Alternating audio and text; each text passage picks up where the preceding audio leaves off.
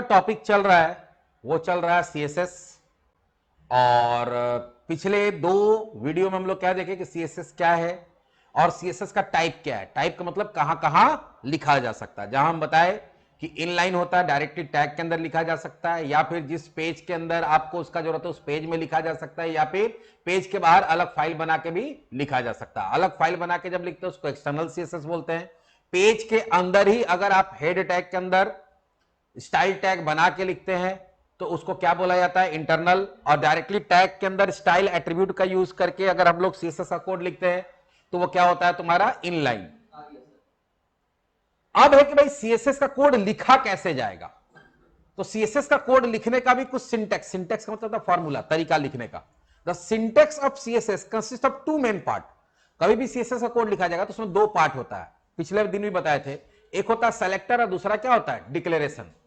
Selector यह बताता है कि जो भी डिक्लेरेशन किया गया है, डिक्लेरेशन के अंदर क्या रहता है, सीएसएस का कोड रहता है, तो वो कहां जाके अप्लाई होगा, उसका टारगेट कौन है। तो पहला है सेलेक्टर और दूसरा डिक्लेरेशन। तो सेलेक्टर क्या होता है, selector are used to target the specific element on the web page that you want to style. अपने वेब पेज में कौन कौन सा ऐसा एलिमेंट है, एलिमेंट मतलब टैग है, जिसपे ये सीएसएस का कोड अप्लाई होगा, उसको बताने के लिए किसका यूज करते हैं हम लोग, सेलेक्टर का यूज करते हैं। For example you can use selector to target all H1 element और all element that with the specific class और आईडी। अब यहां आगे बताएंगे क्लास आईडी क्या होता है, लेकिन फिलहाल अगर मान के चलो कि हमको बताना है कि भाई इस पेज में जितना भी H1 है सब पे कोई सीएसएस का अप्लाई करना चाहते हैं। हम पिछला क्लास प्रैक्टिकल करके भी बताए थे। तो यहां पे क्या लिखना होगा, H1। अगर कोई पैराग्राफ है, सारे पैराग्राफ पे कुछ अप्लाई करना चाहते हैं तो यहां क्या लिख देंगे, P।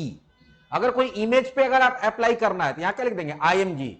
कोई लिंक पे अप्लाई करना तो यहां क्या लिख देंगे, A। बात समझ में आ रहा है। तो यहां पे जो भी टैग का नाम देंगे, ये यहां जो सीएसएस का कोड लिखा हुआ है, अगर इंटरनल है तो उस पेज पे जहां जहां H1 है सब पे लागू हो जाएगा, या जहां जहां P अगर दिया तो सारा P पे लागू हो जाएगा, सारा A पे लागू हो जाएगा, सारा IMG पे लागू हो जाएगा, सारा टेबल पे लागू हो जाएगा जो भी दिए हुए यहां पे। या अगर मान लो एक्सटर्नल है तो एक्सटर्नल जिस जिस पेज के साथ लिंक है वो सारे पेजेस में जहां जहां H1 होगा, या अगर IMG दिए तो जहां जहां IMG है, या P दिए तो जहां जहां P है सब पे लागू हो जाएगा। तो ये एक्चुअली बताता है कि भाई ये जो कोड लिखा गया वो किस पे अप्लाई होगा। दूसरा होता है डिक्लेरेशन, जो करली ब्रैकेट के अंदर लिखा जाता है। ठीक है, पहले सेलेक्टर देना होता है, फिर करली ब्रैकेट, उसी के अंदर उसको लिखना होता है। डिक्लेरेशन क्या है, declaration specify the style that should be applied to the element targeted by the selector. ये जो सेलेक्टर लिखे हैं उस पे क्या स्टाइल अप्लाई होगा। सीएसएस का यूज करके स्टाइल शीट बनाते हैं, तो स्टाइल के लिए कुछ ना कुछ तो बताना होगा, तो क्या स्टाइल अप्लाई होगा वो यहां बताते हैं। Each declaration consist of the property and the value. अब इसमें डिक्लेरेशन में क्या होता है, बहुत सारा हम लोग कुछ लिख सकते हैं, और जो भी चीज लिखते हैं उसमें कॉम्बिनेशन ऑफ प्रॉपर्टी और वैल्यू होता है। आपको यहां पे पढ़ना सीएसएस में क्या है, कौन सा प्रॉपर्टी होगा और उसका क्या वैल्यू हो सकता है और क्या काम करेगा। तो कौन सा प्रॉपर्टी क्या काम करेगा और उसका क्या क्या वैल्यू हो सकता है। तो पहले प्रॉपर्टी का नाम देना होता है, फिर कोलोन देना होता है, फिर क्या देना होता है, प्रॉपर्टी का नाम, और फिर क्या देना होता है, semicolon. Each declaration consist of property and value separated by colon, colon से सेपरेट रहता है। Multiple declaration can be applied to the same selector. एक सेलेक्टर के अंदर ऐसा ऐसा बहुत सारा चीज हो सकता है। एक नहीं, ऐसा नहीं कि एक सेलेक्टर के अंदर एक ही डिक्लेरेशन हो सकता है, ऐसा ऐसा जितना भी कॉम्बिनेशन चाहे 10 20 50 100 दे सकते हैं काम के आधार पर। ठीक है, जैसा जरूरत होगा। And are separated by semicolon. और सबको सेपरेट किससे करते हैं, देखो प्रॉपर्टी और वैल्यू सेपरेट होता है कोलोन से, डबल डॉट को कोलोन बोलते हैं। और एक जो ग्रुप है, एक जो पेयर है, वो सेपरेट किससे होगा, सेमी कोलोन से। तो दिखाएंगे अभी करके। तो कभी भी अगर आपको सीएसएस का कोड लिखना है तो पहले सेलेक्टर देना पड़ता है, फिर क्या देना पड़ता है, आपको डिक्लेरेशन देना पड़ता है। ये हो गया डिक्लेरेशन, ये क्या हो गया, सेलेक्टर। एक छोटा सा फिर से प्रोग्राम बना के दिखाते हैं जिसमें भी हम लोग फिलहाल इंटरनल सीएसएस यूज करेंगे। क्या करेंगे, इंटरनल।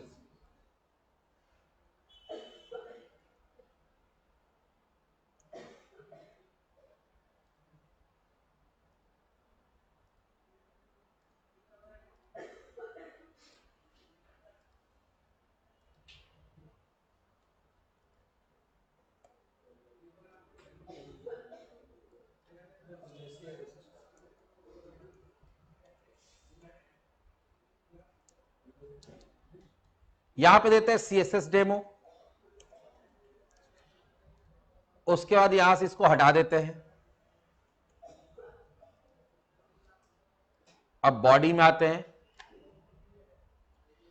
अब अगर आपको कभी भी इंटरनल लिखना है तो हेड में ही कौन सा टैग यूज करना पड़ता है? Style tag. स्टाइल टैग का यूज करके आप सीएसएस लिख सकते हैं, स्क्रिप्ट टैग का यूज करके आप जावास्क्रिप्ट लिख सकते हैं। तो फिलहाल तो लोग जावास्क्रिप्ट पढ़ नहीं रहे, सीएसएस पढ़ रहे हैं। अब बॉडी के अंदर आप एक हेडिंग बनाएंगे। क्या बनाएंगे? हेडिंग। तो यहां हेडिंग बनाए, ठीक है, और यहां कुछ भी लिख सकते हैं, जैसे इंडियन स्कूल ऑफ कोडिंग, फिर H1। इसके नीचे एक पैराग्राफ बनाते हैं। क्या बनाते हैं? पैराग्राफ। अब पैराग्राफ में इंडियन स्कूल ऑफ कोडिंग के बारे में कुछ लिख देते हैं उठा के अपने वेबसाइट से।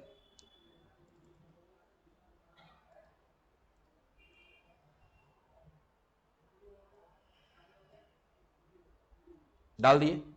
फिर इसी तरह से एक और हेडिंग बनाते हैं और यहां लिखते हैं मिशन। अब फिर एक और पैराग्राफ बनाते हैं और अबाउट अस में जाते हैं और यहां मिशन लिखा हुआ है ना, इसको कॉपी कर लेते हैं और यहां जाके पेस्ट। तो मेरे पास दो क्या हो गया? हेडिंग और दो पैराग्राफ। अब अगर कोई भी चीज आप पैराग्राफ पे अप्लाई करना चाहते हैं, दोनों पैराग्राफ में सेम अप्लाई करना चाहते हैं, तो दो जगह लिखना होगा। दो जगह के जगह भी हम लोग क्या कर सकते हैं? एक जगह लिख सकते हैं। कैसे? पहले इसको सेव करके देखते हैं कैसा दिख रहा है। ये कैसा दिख रहा है? पहले इसका नॉर्मल लुक देख लो, नॉर्मली दिख रहा है। अब तुम चाहते क्या हो कि इसका थोड़ा फॉन्ट बढ़ा दे, साइज बढ़ा दे। तो इसका अलग करने के लिए दोनों जगह क्या करना पड़ेगा? यहां अलग से इसको फोन टैग में डालना पड़ेगा, फिर इसको अलग से फोन टैग में डालना पड़ेगा। दो बार डालना होगा? नहीं, हम लोग यहां पे आएंगे। सेलेक्टर क्या पैराग्राफ टैग के लिए बता रहे, तो पैराग्राफ दे दिए और उसके बाद उसका डिक्लेरेशन बताएंगे। डिक्लेरेशन बताने के लिए क्या बता दिए? दो कर्ली ब्रैकेट। अब इसी के अंदर हम लोग प्रॉपर्टी बताते हैं। प्रॉपर्टी भी हम लोग आगे सीखेंगे। फिलहाल ध्यान में रखिए कि प्रॉपर्टी क्या क्या है। तो फिलहाल एक दो जैसे कलर चेंज करने के लिए कलर बताए थे, वैसे फोन्ट्स का साइज चेंज करने के लिए क्या होता है? Font size. जैसे डिटेल में हम लोग को पढ़ना आगे, अभी प्रॉपर्टी नहीं पढ़ रहा, अभी सिर्फ इंट्रोडक्शन देख रहा है। यहां कर देते 24 पिक्सल, देखना क्या होगा। अभी बता दी कि पैराग्राफ का फोंट साइज क्या होगा? 24। आते हैं या रिफ्रेश करते हैं, देखो दोनों पैराग्राफ का चेंज हो गया ना? हुआ ना? अच्छा, कोई बात नहीं है।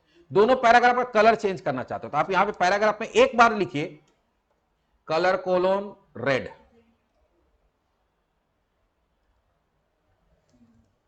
दोनों पे अप्लाई हो गया ना? अब इन फ्यूचर अगर ये दोनों जगह लिखा रहता अलग अलग फॉन्ट से, तो इन फ्यूचर कलर चेंज करना तुमको दो जगह चेंज करना पड़ता। अब कहां चेंज करना पड़ेगा? एक जगह। खाली यहां रेड से क्या कर दीजिए? ब्लू, और यहां आके रिफ्रेश कर दीजिए। हुआ? उसी तरह से हेडिंग के लिए बनाना चाहते हो तो हेडिंग का अलग सेलेक्टर बना लो। यहां क्या कर देंगे? H1 के लिए अब हम लोग बताना चाहते हैं, उसका भी फॉन्ट साइज बड़ा करना चाहते हैं, जो नॉर्मल है उससे बड़ा हो जाए। तो यहां पे हम लोग क्या कर देंगे? 60 पिक्सल कर देते हैं। दोनों हेडिंग बड़ा हुआ। कलर चेंज करना चाहते हैं,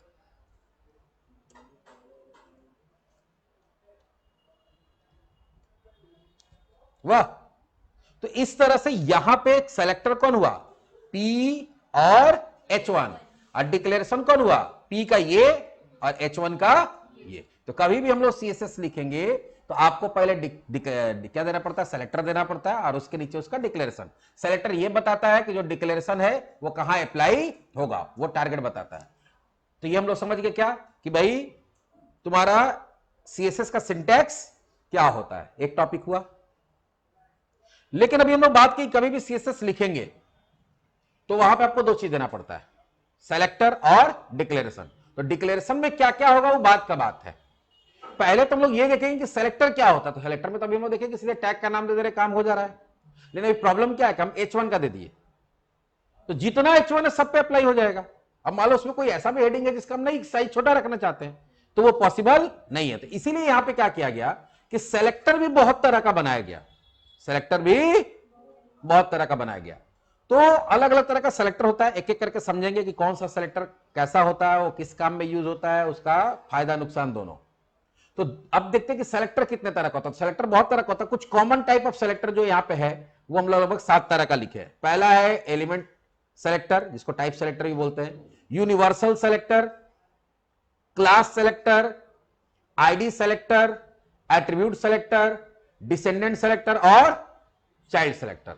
अब जो सेलेक्टर है वो अलग अलग तरह का हो सकता है। तो यहां क्या, there are several type of selector in CSS which are used to select and apply the style to specific element. कोई भी एलिमेंट को खोज के उस पे सीएसएस अप्लाई करने के लिए सेलेक्टर का यूज करता है, और ये बहुत तरह का होता है। Element, universal, class, ID, attribute, descendant and child. तो एक एक करके देखते हैं कि सबसे पहले एलिमेंट सेलेक्टर कौन होता है, उसको कैसे लिखते हैं। तो एलिमेंट सेलेक्टर जो है बहुत कॉमन टाइप ऑफ सेलेक्टर है, बहुत ज्यादा यूज होता है। An element selector is a type of CSS selector that select all elements of the particular type. कोई भी एलिमेंट, एलिमेंट का मतलब टैग होता है, सिंपल सा बात है। तो कोई भी एक टाइप का टैग पे कोई भी चीज को अप्लाई करना, तो वहां एलिमेंट सेलेक्टर यूज करते हैं। एलिमेंट सेलेक्टर सबसे कॉमन होता है, और इसमें होता क्या है कि सीधा टैग का नाम लिख देते हैं। सभी हम लोग यूज किए थे ना H1 P। तो कभी भी सेलेक्टर बनाते समय आप सीधा टैग का नाम यूज कर रहे हैं, P, H1, IMG, बात समझ में आ रहा है, A, टेबल, HR, BR या TD, TH, LI, UL, जितना भी टैग हम लोग पढ़े हैं, सीधे वो टैग का नाम अगर आप लिखते हैं तो टैग का नाम यूज करके जो सेलेक्टर बनाया जाता है उसको क्या बोला जाता है, एलिमेंट सेलेक्टर या टाइप सेलेक्टर बोलते हैं। इससे होता क्या है कि अगर वो इंटरनल है तो उस पेज में जहां जहां वो टैग यूज हुआ है वो सब पे अप्लाई हो जाएगा। अगर वो एक्सटर्नल है तो वो एक्सटर्नल सीएसएस जितना पेज के साथ लिंक किया हुआ है वो सारे पेजेस में जो टैग लिखा हुआ है, मान लो H1 लिखा हुआ है, तो सब पे अप्लाई हो जाएगा। तो सबसे कॉमन कौन है, एलिमेंट। सबसे इजीएस्ट कौन है, एलिमेंट, जहां पे हम लोग सीधा सीधा क्या करते हैं, सीधा सीधा टैग का नाम लिख देते हैं। लेकिन इसका प्रॉब्लम हम बताएं कि मान लो तुम्हारे पास 10 हेडिंग है और 10 में से तुम 6 पे उसका अप्लाई करना चाहते हो और 4 पे अप्लाई नहीं करना चाहते हो, तो वो एलिमेंट सेलेक्टर के साथ पॉसिबल नहीं है। तो जब एलिमेंट सेलेक्ट के साथ पॉसिबल नहीं है तो उसके लिए क्या करना होगा, या फिर ये भी है कि H1 के लिए मान लो बना लिए जो चीज, तो वो पैराग्राफ पे अप्लाई नहीं कर सकते। H1 के लिए बनाया तो फिर पैराग्राफ के लिए क्या करना पड़ेगा, अलग बनाना पड़ेगा। जबकि कहीं कहीं हमको लगता है कि H1 पे जो अप्लाई कर रहे हैं वही पैराग्राफ पे भी अप्लाई करना है, तो वो हो नहीं पाएगा। तब वहां पे हम लोग और भी है, जिसमें अभी तो यूनिवर्सल देखेंगे, उसके बाद क्लास पाएंगे। तो अगर पहला देखे क्या हम लोग, पहला देखे हमारा क्या, एलिमेंट या टाइप सेलेक्टर, जिसमें सीधा टैग का नाम लिखते हैं और सीधे जहां जहां वो टैग लिखा हो सब पे अप्लाई हो जाता है। दूसरा जो टाइप ऑफ सेलेक्टर है वो होता है यूनिवर्सल सेलेक्टर। यूनिवर्सल का मतलब समझते हो, जो सब पे लागू हो जाए। आता था ना पहले यूनिवर्सल चार्जर, एक समय था कि जब पुराना जमाना में अलग अलग तरह का क्या आता था, अभी तो सब में टाइप सी आता है, या आप मान लो एप्पल है तो लाइटनिंग आ गया। लेकिन पहले क्या था, जब पुराना जमाना नोकिया वाला जमाना था, किसी में मोटा पिन, किसी में पतला पिन, किसी में चपटा पिन, ठीक है। तो अलग अलग तरह का क्या होता था, चार्जिंग के लिए आता था। हम लोग जाते पूछते थे नोकिया वाला चार्जर है तो बोलता था मोटा पिन कि पतला पिन, सैमसंग का चार्जर है तो चपटा वाला कि गोल वाला। बात समझ में आ रहा है, ये भी समय हम लोग देखे हुए। तो उस समय क्या होता था कि कभी कभी जिसके घर में 3-4 गो मोबाइल है, सब अलग अलग तरह का, तो लोग जाके बोलता था भैया यूनिवर्सल चार्जर दीजिए ना। अब यूनिवर्सल चार्जर में क्या होता है, ऊपर लगाने वाला सॉकेट वही रहता था और नीचे 4 गो तार निकला हुआ, मोटा पतला चपटा सब तरह का है, जैसा मोबाइल वैसा मोबाइल में ठूस दीजिए उसका उठा के। तो वैसे ही यूनिवर्सल का मतलब क्या हो गया, जो सब पे लागू हो जाए। तो ऐसा कोई भी काम जो आप अपने पेज के अंदर कोई भी ऐसा सीएसएस का कोड लिखना चाहते हैं जो जितना टैग है सब पे अप्लाई हो जाए, जितना टैग है सब पे अप्लाई हो जाए, तो उसको हम लोग कहां डाल देते हैं, यूनिवर्सल के अंदर। और यूनिवर्सल बनाने के लिए आपको लिखना पड़ता है एस्ट्रिक। क्या लिखना पड़ता है, एस्ट्रिक साइन लिखना पड़ता है। जैसे मान लो यही मेरा है यहां पे, अब हम लोग चाहते हैं क्या है कि जो डिफॉल्ट कलर ब्लैक है, डिफॉल्ट कलर क्या होता है, ब्लैक। अगर हम कलर नहीं दे रहे तो बाय डिफॉल्ट क्या होता है, ब्लैक में आता है। देखो अभी हम इसको वापस खोल के दिखाते हैं, सब ब्लैक में दिखेगा। हम डिफॉल्ट कलर चेंज करना चाहते हैं जो सब पे लागू होगा, चाहे तुम पैराग्राफ बनाओ, H1 बनाओ, लिस्ट बनाओ, बस समझ आ रहा है, कुछ भी बनाओ, सबका कलर क्या आना चाहिए, रेड होना चाहिए। तो हम यूनिवर्सल बना देंगे। यूनिवर्सल के लिए क्या देना होता है, एस्ट्रिक, और यहां लिख दिया कलर कॉलन रेड। अब क्या है कि बाय डिफॉल्ट अब रेड रहेगा, तुमको अगर चेंज किसी का करना है तो जाके चेंज कर सकते हो। ब्लैक का जब बाय डिफॉल्ट जो ब्लैक था, अब बाय डिफॉल्ट क्या हो गया, रेड हो गया। अब इसमें किसी का तुम चेंज करना चाहते हो तो वहां जाके तुम चेंज करो, तो मान लो पैराग्राफ का चेंज कर देंगे तो पैराग्राफ रेड में नहीं दिखेगा, जो कलर बताएंगे वो कलर हो जाएगा। तो यूनिवर्सल का मतलब ये होता है कि अगर आप जितना भी टैग है सबका कुछ कॉमन प्रॉपर्टी जो सब में सेट करना चाहते हैं, जैसे आगे जाके मार्जिन पैडिंग पढ़ेंगे, अभी नहीं पढ़ो, लेकिन एक एग्जांपल से बता देते हैं कि हम सबका चाहते हैं कि पैडिंग 10 पिक्सल रहेगा।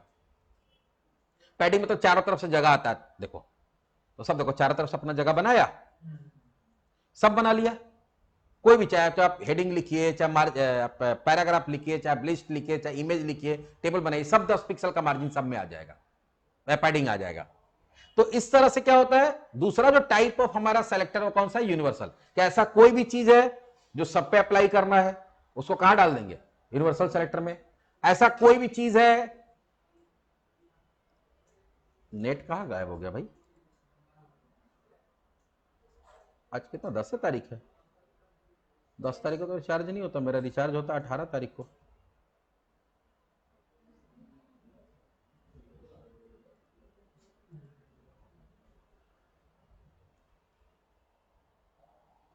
नेट डाउन होगा, डाउन हो गया है, चलो कोई बात नहीं, अभी जरूरत नहीं है। तो यहां पे स्पेसिफिक अगर कोई टैग के लिए तो वहां पे हम लोग किसका यूज करेंगे, एलिमेंट। लेकिन तीसरा जो है ये यूनिवर्सल सेलेक्टर को अगर लिंक करे चाहे ना करे एक्सटेंडेड टैग के साथ तो भी ये सब पे ही काम करेगा नहीं, ये जिस पेज में लिखा गया, अगर तुम्हें इंटरनल लिखते, देखो कोई भी तुम्हारा क्वेश्चन है क्या यूनिवर्सल को अगर हम दूसरे पेज से लिंक करें, देखो पहले तो तुम देखो कि तुम लिख क्या रहे हो, लिख रहे हो इंटरनल। स्टाइल टैग के साथ अगर आप किसी पेज में लिखते हैं तो वो इंटरनल है, तो वो सिर्फ इसी पेज पे लागू होगा। इंटरनल जब भी लागू होता है वो सेम, जो भी चीज है सेम पेज में ही लागू होगा, दूसरे पेज में कभी भी अप्लाई नहीं हो सकता। वो एक्सटर्नल रहेगा, तभी जिसके साथ लिंक रहेगा सब पे अप्लाई होगा। और अगर हम लोग अगर इसी चीज को अगर हम लोग क्या करते हैं, इनलाइन देते तो सिर्फ एक टैग पे लागू होता। तो ये यूनिवर्सल हो चाहे कोई हो, वो इसी पेज पे लागू होगा, इसी पेज पे अप्लाई होगा, इस पेज के बाहर अप्लाई तो भी ये यूनिवर्सल वाला इनलाइन नहीं। यूनिवर्सल जो है ये तुम्हारा इंटरनल है, क्योंकि स्टाइल टैग के साथ जो लिखा जाता है पेज के अंदर हेडिंग्स हेड सेक्शन में, वो इंटरनल होता है। तो सिर्फ इस पेज में जितना भी चीज ऐड करेंगे उस पर अप्लाई होगा, दूसरे पेज पे अप्लाई नहीं होगा। लेकिन तीसरा जो पढ़ने जा रहे हैं ये भाई साहब जो हैं, ये सीएसएस का विराट कोहली है। बात समझ में आ रहा है, मतलब इसके बिना काम हो ही नहीं सकता है। उसको बोलते हैं क्लास सेलेक्टर। क्या बोलते हैं, ये एक ऐसा सेलेक्टर होता है जिसको जब डिक्लेयर किया जाता है, ठीक है, जिसको डिक्लेयर किया जाता है, या इसको विराट कोहली नहीं बोल सकते हैं, हम लोग बोल सकते हैं खाना में, खाना जब बनाते हैं, कोई सब्जी वब्जी बना रहे तो उसका नमक, बिना नमक का सब्जी नहीं बन सकता। तो वैसे वेब पेज बना रहे तो बिना क्लास का वेब पेज नहीं बनता। क्लास यूज होगा ही होगा, भले तुम्हारा यूनिवर्सल यूज हो चाहे ना हो, इसका यूज पड़ ही जाता है। क्लास सेलेक्टर एक ऐसा सेलेक्टर है जिसको बनाते समय आप कोई भी नाम दे सकते हैं, कोई जरूरी कि जो टैग का नाम है वही देना, कोई भी नाम दे दो। पहला तो ये फायदा है, और दूसरा कि कोई भी नाम दे दिया तो ये अपने मन से किसी पे अप्लाई नहीं होगा, ये किसी खास तरह का टैग के लिए नहीं होता है। इसको बना दीजिए, अब बनाने के बाद जहां मन जो टैग है उस पर इसको अप्लाई किया जा सकता है, उसको अप्लाई करना पड़ता है। अब इसको बनाने के लिए क्या करना पड़ता है कि आपको एक नाम सोचना पड़ता है, आप कुछ भी नाम दे दो, और उसको बनाते समय क्या लिखना पड़ता है, डॉट। डॉट क्या बताता है कि ये क्या बन रहा है, क्लास बन रहा है। क्या बन रहा है, क्लास। तो डॉट कोई भी क्लास का नाम दे दीजिए, कुछ भी लिख दीजिए, एबीसीडी, कुछ भी जो मन में आता हो लिख दीजिए, और उसको उसका प्रॉपर्टी बता दीजिए। जैसी प्रॉपर्टी बता दिए तो अब ये किसी भी टैग पे अप्लाई नहीं होगा अपने आप। इसको अप्लाई करने के लिए जिस टैग में अप्लाई करना है उसके पास एक एट्रीब्यूट होता है क्लास नाम का। क्या होता है, क्लास।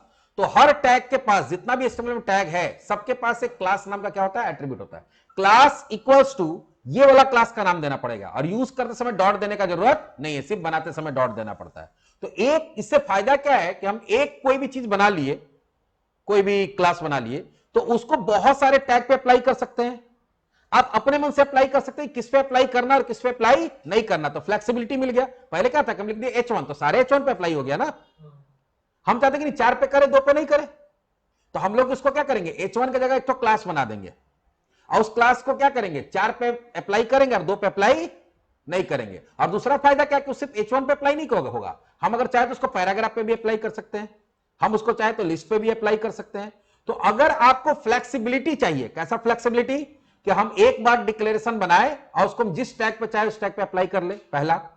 दूसरा कि हम जिस पे चाहे उस पे अप्लाई करें, जिस पे ना चाहे उस पे अप्लाई ना करें। तो आपका टैग का कोई बाउंडेशन नहीं होगा, आपका अप्लाई करने का कोई बाउंडेशन नहीं होगा। तो वो काम करने के लिए किसका यूज करते हैं हम लोग, सेलेक्टर टैग का, सॉरी क्लास टैग का, क्लास सेलेक्टर का, सॉरी बार बार जबान फिसल रहा है, क्लास सेलेक्टर का। तो क्लास डिक्लेरेशन क्या है, अ class declaration in CSS is a way of defining reusable style, मतलब एक बार बनाइए और जितना बार जहां मन वहां यूज करिए पूरे पेज में, अगर इंटरनल है तो, और एक्सटर्नल है तो जिस पेज में जहां मन वहां यूज करिए, जितना बार चाहे उतना बार यूज कर सकते हैं। That can be applied to the multiple element in the HTML document. एक ही क्लास जो होगा वो अलग अलग, जैसे H1 बनाए थे एलिमेंट तो सिर्फ H1 पे अप्लाई हुआ, P बनाया तो सिर्फ किस पे अप्लाई हुआ, पैराग्राफ पे। लेकिन अगर इसको बनाएंगे तो इसको हम H1 पे भी अप्लाई कर सकते हैं, P पे भी अप्लाई, कोई भी एलिमेंट पे अप्लाई कर सकते हैं, ठीक है।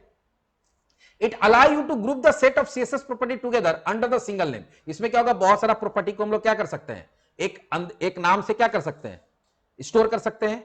And then apply that class to any element in the HTML document, कोई भी एलिमेंट पे फिर अप्लाई कर सकते हैं आप जहां पे भी जरूरत है वहां पे। जैसे यहां पे देखो क्या करना होगा, डॉट क्लास नेम, और फिर जितना भी प्रॉपर्टी उतना प्रॉपर्टी दे देंगे यहां। जैसे यहां पे क्या लिखा हुआ, dot blue text, dot blue text, एक नाम दे दिया ब्लू टेक्स्ट, कुछ भी नाम हो सकता है। बैकग्राउंड कलर क्या दे दिया, ब्लू, और कलर क्या दे दिया, व्हाइट। तो बैकग्राउंड कलर क्या हो जाएगा, ब्लू कलर, उस पर लिखा हुआ क्या आ जाएगा, व्हाइट। अब इसको हम जहां चाहें वहां पे अप्लाई कर सकते हैं। हम H1 पे चाहते हैं H1 पे अप्लाई कर सकते हैं, पैराग्राफ पे चाहे तो पैराग्राफ पे अप्लाई कर सकते हैं। चलो करके दिखाते हैं, इसी में करके दिखा रहे हैं। अभी ये हटा देते हैं पूरा, और यहां पे हम लोग एक क्लास बनाते हैं, ठीक है।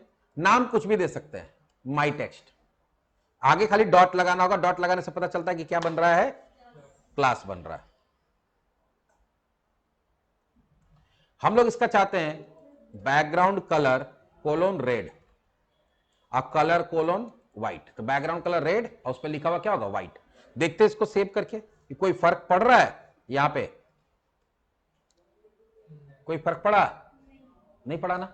अच्छा, हम क्या बोले कि जो क्लास बनता है ये इंडिपेंडेंट होता है, ये किसी के साथ लिंक नहीं होता है, किसी के पे अपने जबरदस्ती अप्लाई नहीं होता है। H1 दिए थे तो जहां जहां H1 था जबरदस्ती घुस के अप्लाई हो गया, बोला रुको H1 का है, तुम H1 है ना जी, हाँ तुम पे आएंगे हम। बोला हमको नहीं चाहिए, नहीं चाहिए, उससे क्या होता है, ऊपर बताया गया कि H1 पे लागू होना है, तो तुम्हारा सुनेगा नहीं। जहां जहां H1 मिलेगा अप्लाई हो जाएगा, जहां जहां पैराग्राफ होगा वहां पे अप्लाई हो जाएगा। लेकिन अगर आप चाहते कि नहीं आपके हिसाब से काम हो तो क्या करना होगा, चलिए देखते हैं। तो यहां पे आपको क्या करना पड़ेगा, सबसे पहले जिस पे अप्लाई करना है, जैसे मान लो पहला वाला हेडिंग पे अप्लाई करना है, तो जिस पे अप्लाई करना है हर टैग के पास क्या होता है, क्लास नाम का एट्रीब्यूट होता है, वो देंगे। और इसमें क्या करेंगे, वो क्लास का नाम देंगे। यूज करते समय डॉट नहीं दिया जाता है, बनाते समय डॉट दिया जाता है, या माई टेक्स्ट दे दिए। अब देखते कि क्या होता है, आए और यहां देखिए क्या हुआ, बैकग्राउंड व्हाइट हुआ, टेक्स्ट व्हाइट हुआ, बैकग्राउंड रेड, टेक्स्ट क्या हो गया, व्हाइट। अब हम लोग दूसरा इस पैराग्राफ पे अप्लाई नहीं करना चाहते हैं ना, इस हेडिंग पे, हम इस पैराग्राफ पे अप्लाई करना चाहते हैं। तो चलिए, तो ये वाला जो पैराग्राफ, दूसरा पैराग्राफ है मेरा, इसमें जाएंगे और यहां क्या देंगे, class equals to my text था ना, माई टेक्स्ट। देखो तो अब वो देखोगे क्या होगा, इसका बैकग्राउंड क्या हो गया, और कलर क्या हो गया, व्हाइट। तो अब यहां पे इससे दो चीज समझ में आया, पहला कि जब उसको बनाए तो वो अपने मन से किसी पे लागू नहीं हुआ। अब आपके हाथ में फ्लेक्सिबिलिटी है कि आप उसको किस पे अप्लाई करना चाहते थे। एक जगह आप कहां अप्लाई कर दिए, हेडिंग पे, एक जगह कहां अप्लाई कर दिए, पैराग्राफ पे। दूसरा हेडिंग पे नहीं किए तो नहीं आया, पहला पैराग्राफ पे नहीं किए तो नहीं आया। तो अब आप अपने हिसाब से जहां चाहे वहां पे इसको अप्लाई कर सकते हैं। तो क्लास सेलेक्टर एक ऐसा सेलेक्टर होता है जो एक बार बनाया जाता है, ठीक है, और उसको आप जितना बार चाहे उतना बार अलग अलग टैग पे यूज कर सकते हैं, ठीक है। अब इसी का एक सौतेला भाई है आईडी सेलेक्टर। क्या है, आईडी सेलेक्टर। आईडी सेलेक्टर क्या है, आईडी सेलेक्टर भी वैसे ही बनता है, आपको एक नाम देना होगा, कुछ भी नाम दे सकते हैं, और जब इसको ही बनाया जाएगा तो ये अपने मन से जबरदस्ती किसी पे अप्लाई नहीं होगा। इसको बनाने के लिए होता क्या है, तो जैसे उसको बनाने के लिए आगे क्या होता है, डॉट लगाना पड़ता है। आईडी सेलेक्टर बनाने के लिए क्या लगाना पड़ता है, हैश। क्या लगाना होता है, हैश। तो ठीक है, हैश लगा दिए। फिर अंतर क्या है, अंतर यह है कि जैसे वो भी किसी पे अपने मन से अप्लाई नहीं होता था, ये भी अपने मन से किसी पे अप्लाई नहीं होगा। समझ में आ रहा है? उसको अप्लाई करने के लिए एक एट्रीब्यूट यूज करना पड़ता था, क्लास। इसको अप्लाई करने के लिए एक एट्रीब्यूट यूज करना पड़ता है, आईडी। जैसे हर टैग के पास एक एट्रीब्यूट होता है क्लास, वैसे हर टैग के पास एक और एट्रीब्यूट होता है आईडी। तो इसको यूज करने के लिए आईडी लगाना होगा। दूसरा क्या है कि उसको बनाने के लिए डॉट यूज किए, इसमें हैश यूज किए। तो बोलो कि सर कुछ तो डिफरेंस होगा, खाली आईडी सीएसएस तो फिर फायदा का हुआ, अलग तरह का डिफरेंस है। डिफरेंस क्या है कि आपके पेज में एज पर द रूल, आप चाहे तो रूल तोड़ सकते हैं, लेकिन एज पर द रूल किसी भी टैग का आईडी मतलब होता है आइडेंटिटी, और किसी का भी आइडेंटिटी हमेशा यूनिक होता है। क्या होता है, यूनिक। एक आइडेंटिटी का दो नहीं हो सकता है। तो आईडी जब लगाया जाता है किसी टैग में, तो पूरे पेज में एक आईडी एक ही जगह हो सकता है। पूरे पेज में एक आईडी एक ही जगह हो सकता है। क्लास क्या हो सकता है, बहुत जगह था ना, अभी देखो ना 2 जगह किए, अब हम 20 जगह कर सकते हैं। तो आईडी तब बनाया जाता है, आईडी वाला सेलेक्टर, जब वो ऐसे टैग पे अप्लाई करना है जो पूरे पेज में कितना बार आ रहा है, एक बार। ऐसा एलिमेंट टैग नहीं बोल सकते, H1 बहुत जगह आ सकता है, लेकिन कोई एक ही H1 है जिसका हम खाली कलर या कुछ अलग रखना चाहते हैं। तो आईडी और क्लास दोनों एक ही चीज है, दोनों बनेगा क्या, इंडिपेंडेंट। वो किसी के साथ अपने आप लिंक नहीं रहेगा। उसको लिंक करने के लिए आपको अलग से एट्रीब्यूट यूज करना पड़ेगा। बस अंतर क्या है कि क्लास वाले में क्लास यूज करना पड़ता है और आईडी वाला में आईडी यूज करना पड़ता है। अंतर क्या है कि एक क्लास को मल्टीपल एलिमेंट पे अप्लाई कर सकते हैं, लेकिन एक आईडी को सिर्फ एक ही एलिमेंट पे अप्लाई कर सकते हैं, एक से ज्यादा एलिमेंट पे अप्लाई नहीं कर सकते। अभी हम करने जाएंगे, हो जाएगा, लेकिन वो लॉजिकली क्या हो जाएगा, गलत। क्योंकि अगर आप एक से ज्यादा आईडी यूज कर लिए टैग में, तो इन फ्यूचर अगर आप जावास्क्रिप्ट वगैरह यूज कर रहे हैं तो वहां पे प्रॉब्लम हो जाएगा। इसलिए आईडी जब भी रहता है पेज में क्या रहता है, यूनिक रहता है। तो चलिए, आईडी बनाने के लिए क्या करना है, आईडी बनाने के लिए आपको देना पड़ता है हैश। क्या देना पड़ता है, हैश। इसको ऐसा सिंपल कॉन्टैक्ट नहीं डाल के लिख देंगे तो नहीं चलेगा? हाँ चलेगा, क्या नहीं चलेगा, लेकिन यहां पे दिया हुआ तो हम लोग यूज करेंगे ना। और यहां पे अभी देते हैं हम लोग बैकग्राउंड कलर ब्लू और टेक्स्ट व्हाइट। माई टेक्स्ट है ना, ये माई टेक्स्ट 1 कर देते हैं। इसका नाम क्या दे दिए, माई टेक्स्ट 1। और यहां कलर क्या देते हैं, ब्लू। तो क्या इसको लिखने से जैसे सीएसएस लिखे थे तो कोई फर्क नहीं पड़ा था, इसको भी कोई फर्क नहीं पड़ेगा। अब इसको जहां अप्लाई करेंगे वहां फर्क पड़ेगा। अब आईडी को कैसे अप्लाई करते हैं, तो आईडी को मान लो हमको सेकंड वाला हेडिंग पे अप्लाई करना है। तो यहां जाएंगे, यहां क्या लिखेंगे, ID equals to my text 1। क्या नाम था उसका, यहां यूज करते समय हैश यूज करने की जरूरत नहीं, जिसे वहां पे यूज करते समय डॉट यूज करने की जरूरत नहीं है। माई टेक्स्ट 1, तो ये देखो अप्लाई हो जाएगा किस पे, सेकंड वाले हेडिंग पे हुआ। तो दूसरा, पहला था क्लास, दूसरा आईडी। आईडी का यूज बहुत रेयरली होता है, ज्यादातर यूज किसका होता है, क्लास का। क्लास हम पहले बोले कि ऑलराउंडर है, बहुत ज्यादा उसका यूज होता है। तो 4 अभी हम लोग क्या देख लिए, सेलेक्टर। पहला क्या देखे, टैग के नाम से जो बनाते हैं उसको एलिमेंट या टाइप सेलेक्टर बोलते हैं। ऐसा जो सेलेक्टर जो सारे टैग पे सारे एलिमेंट पे अप्लाई करना, उसको यूनिवर्सल सेलेक्टर बोलते हैं। उसको बनाने के लिए क्या यूज करते हैं, एस्ट्रिक, और कुछ नहीं देना होता है। तीसरा देखे क्लास सेलेक्टर, कि अगर आप कोई ऐसा सेलेक्टर बनाना चाहते हैं जिसको बना के आप जितना बार चाहे उतना बार यूज करना चाहते हैं, और अलग अलग तरह के एलिमेंट पे यूज करना चाहते हैं, अलग अलग टैग पे यूज करना चाहते हैं, तो वहां क्या यूज करते हैं, क्लास। क्लास को बनाने के लिए क्या करना पड़ता है, डॉट सिंबल यूज करते हैं, और यूज करने के लिए क्या होता है, क्लास एट्रीब्यूट यूज करते हैं। और चौथा क्या है, आईडी सेलेक्टर। आईडी सेलेक्टर एक ऐसा सेलेक्टर होता है जो यूनिक एलिमेंट के लिए क्या होता है, बनाया जाता है। पूरे पेज में एक ही कोई ऐसा एलिमेंट है, तो क्योंकि आईडी जो होगा एक ही एलिमेंट पे अप्लाई हो सकता है, तो कोई यूनिक एलिमेंट है तो उसके लिए क्या बनता है, आईडी। आईडी बनाने के लिए क्या होता है, हैश बनाया जाता है, हैश लगा के नाम दिया जाता है, और यूज करने के लिए आईडी नाम का उसका एट्रीब्यूट होता है। क्लास और आईडी जब बनाते हैं तो बनाते समय डॉट और हैश यूज होगा, यूज करते समय डॉट और हैश यूज नहीं होगा। समझ में आ गया। अब बच गया तुम्हारा 3,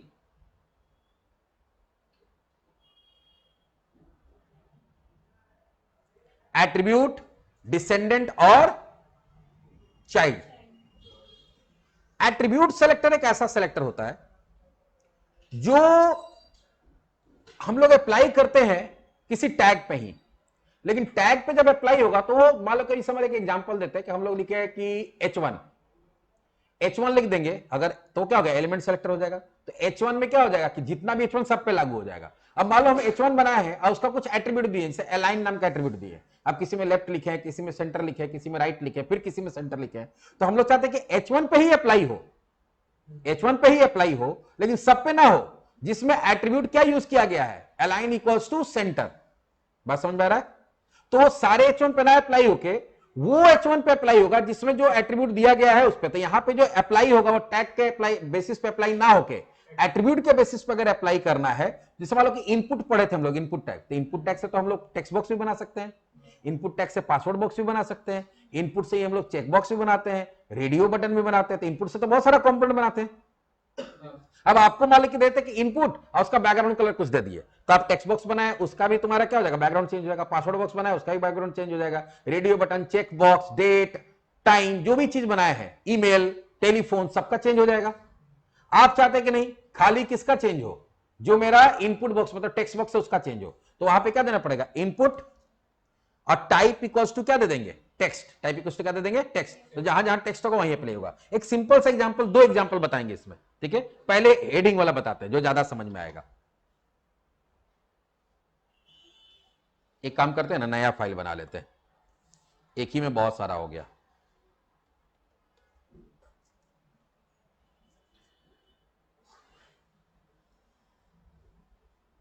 हम लोग 4 हेडिंग बनाते हैं, कितना हेडिंग बनाते हैं, 4 या 5।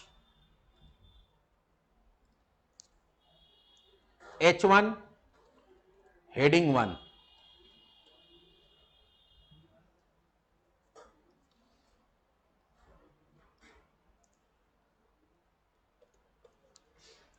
Heading 2, heading 3, heading 4, heading 5, heading 6। पहले इसको देख लेते कैसा दिख रहा है ये भाई साहब, नॉर्मल दिख रहा है। अब सबका एट्रीब्यूट चेंज करते हैं,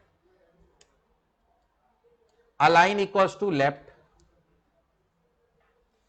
अलाइन इक्वल्स टू सेंटर,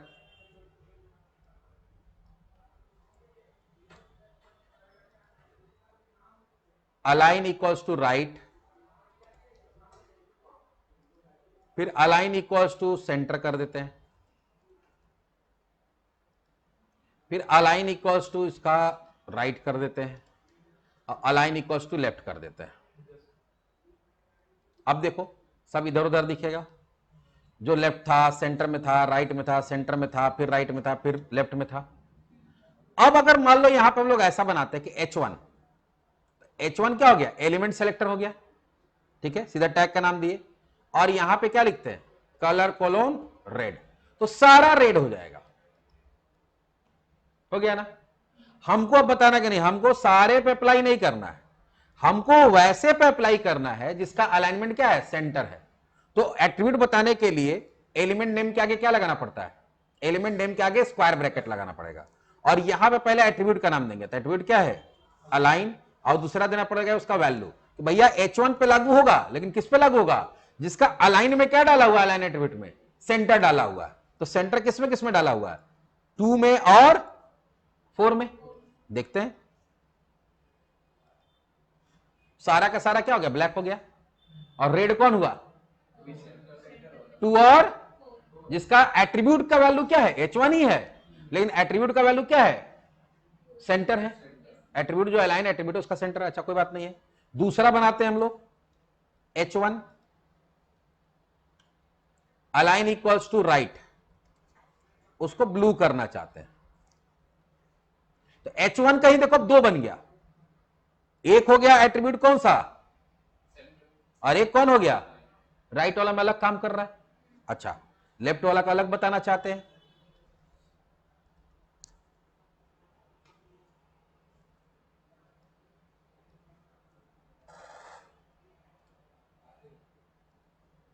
अच्छा इसका कलर चेंज नहीं किया ना, कलर कर देते हैं ग्रीन, तब देखना लेफ्ट वाला जो होगा वो हरा दिखने लगेगा।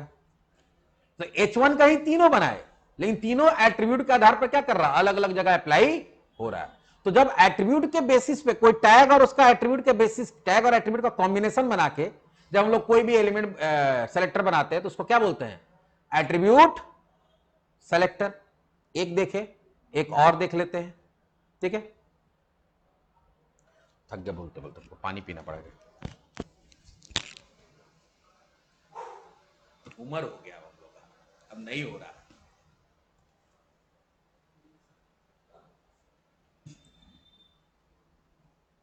पानी तो यही है।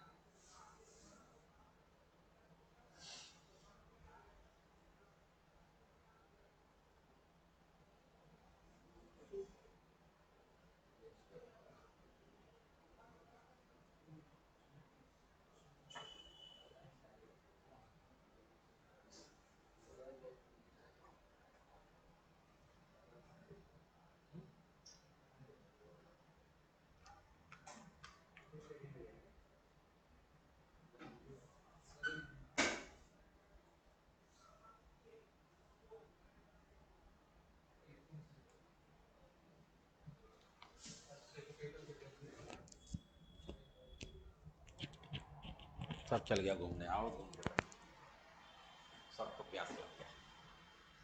इसका कोई और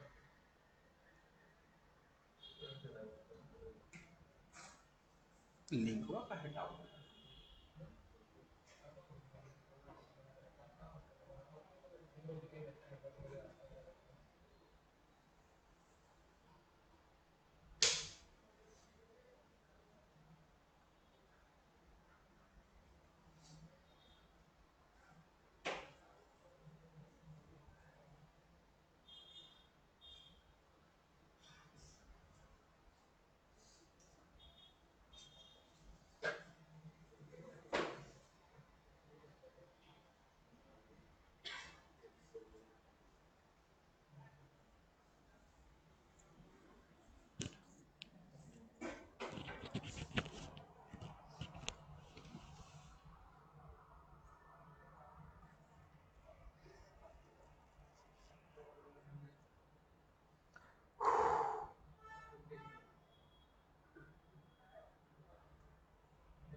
ऐसे चला रहे तो गेट बंद कर दीजिए। हाँ बंद करो। तो एट्रीब्यूट सेलेक्टर में एक एग्जांपल देखे, ऐसे और भी एग्जांपल हो सकता है। जैसे मान लो हम लोग एक फॉर्म बनाते हैं, क्या बनाते हैं, form.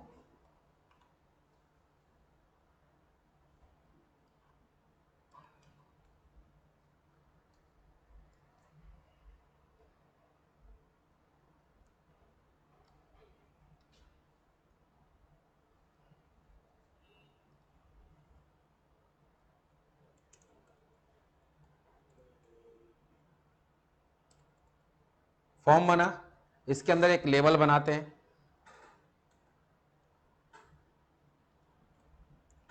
Enter user name, label, फिर एक बॉक्स बनाते हैं, input type equals to text और नेम इक्वल्स टू कुछ भी यूएन। इसी तरह से यहां br कर देते हैं, लाइन को ब्रेक कर दिए।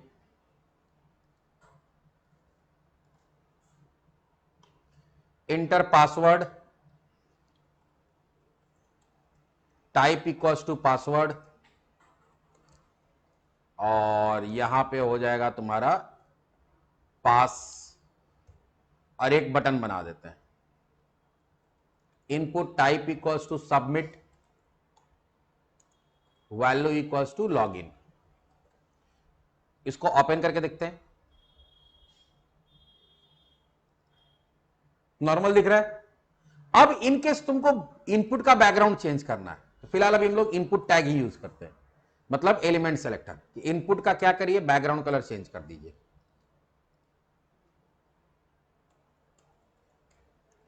Background colour colon blue. तो देखो क्या होगा, सब तो इनपुट से ही बना है ना, सबका चेंज हो गया। अब तुम चाहते हो कि जिसका input type equals to text है उसी का बैकग्राउंड कलर चेंज होना चाहिए। तो यहां पे हम लोग क्या बता देंगे, नहीं सब इनपुट का नहीं करिए, जिसका टाइप, एट्रीब्यूट का नाम क्या है, टाइप है ना, टाइप इक्वल्स टू क्या है, टेक्स्ट है। अब देखना क्या होगा, ये दोनों का चेंज नहीं हुआ, क्यों नहीं हुआ, और जूम कर देते हैं।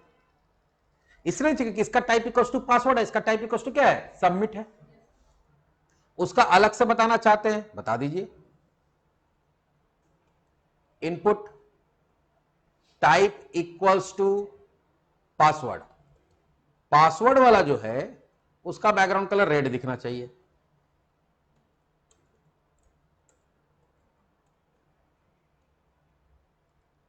अरे ध्यान रखना, अगर मान लो कि input type equal to text एक और रहेगा तो उसका भी ब्लू होगा।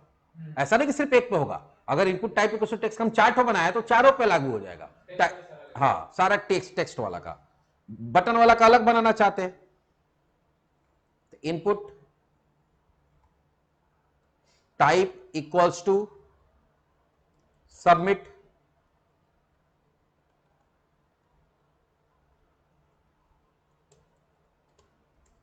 बैकग्राउंड कलर क्या हो जाएगा उसका, मान लो ग्रीन। तो बटन अब क्या होगा, जहां जहां सबमिट बटन होगा वहां ग्रीन दिखेगा। अब इसी का अगर हम लोग क्या करते हैं, input type equals to reset कर देते हैं। क्या कर देते हैं, रीसेट। इसे क्लियर करते हैं, यहां पे रीसेट कर देते हैं, और यहां क्या लिख दिए, क्लियर। तो क्या उस पर कुछ आएगा, कुछ नहीं आएगा, वो नॉर्मल कलर में दिखेगा। क्यों, क्योंकि ये ना input type equals to text है, ना पासवर्ड है, ना सबमिट है, तो इस पे तीनों में से कोई अप्लाई नहीं हुआ। समझ में आ गया। तो इसी को क्या बोलते हैं, एट्रीब्यूट सेलेक्टर। जहां पे आप टैग नेम के साथ एट्रीब्यूट देते हैं तो सारे टैग पे अप्लाई ना होके वो किस पे अप्लाई होता है, जिसमें वो एट्रीब्यूट और उसका जो एट्रीब्यूट का वैल्यू दिया गया वो मिल रहा है। समझ में आ गया। इसके बाद दो है, चाइल्ड और डिसेंडेंट। 5 हम लोग ऑलरेडी देख चुके। कौन कौन सा, एलिमेंट सेलेक्टर, उसके बाद universal selector, class selector, ID selector और एट्रीब्यूट सेलेक्टर। 2 सेलेक्टर और है जो हम लोग अगले वीडियो में देखेंगे। वीडियो बहुत ज्यादा लंबा हो जाएगा, फिर टाइम देख के तुम लोग नहीं देखोगे। अरे यार 1 घंटा कौन बैठ के देखेगा। चलो मिलते हैं नेक्स्ट टॉपिक में।